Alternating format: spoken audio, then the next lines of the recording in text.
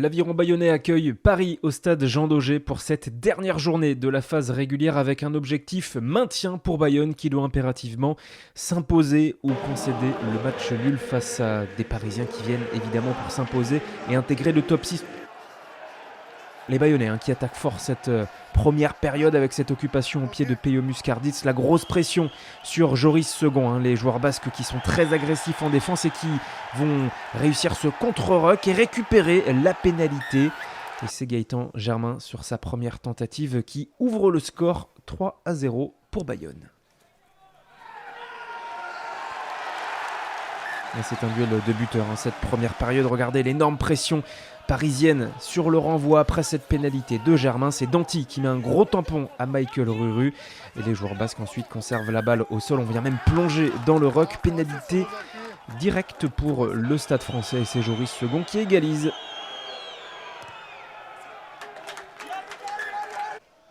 Je vous parlais d'un chassé-croisé au score. Les Bayonnais qui sont repassés devant grâce à une pénalité de Germain.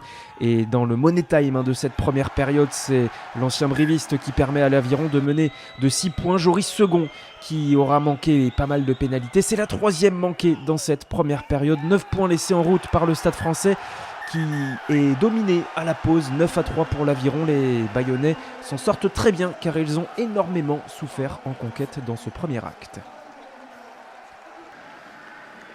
Et au retour des vestiaires, la tendance qui va se confirmer en faveur du Stade Français, les Bayonnais qui vont retrouver quelques couleurs en mêlée. Mais regardez, c'est Paris qui a l'initiative de toutes les offensives, qui a toutes les munitions. Jonathan Danty toujours en première intention, qui crée le point de fixation.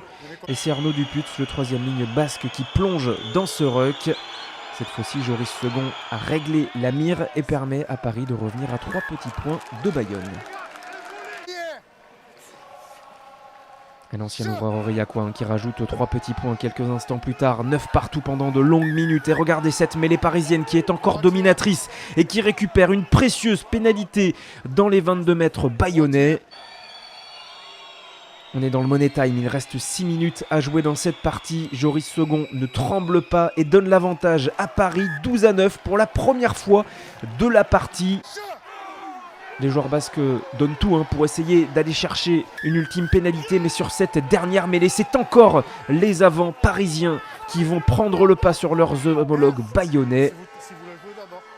La sirène qui résonne et c'est donc Joris Second qui tape en touche. C'est Paris qui s'impose à Jean Daugé sur cette dernière journée, 12-9. Les Parisiens qui arrachent la 6e place du top 14 et se qualifient pour les barrages.